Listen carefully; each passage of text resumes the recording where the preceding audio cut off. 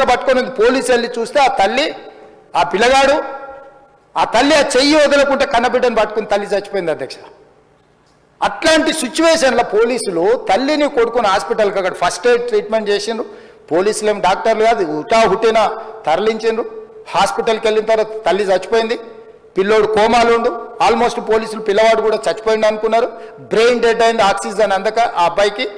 So ఆ సిచ్యువేషన్లో వెనక్కి పోలీసులు వచ్చి హీరో గారికి విషయాన్ని తెలియజేసి హీరో గారు వెళ్ళిపోతే హీరో ఎందుకు వెళ్ళిపోవాలనుకుంటారు పోలీసులు అంటే ఇంకా వేలాది మంది అభిమానులు అక్కడనే ఉన్నారు.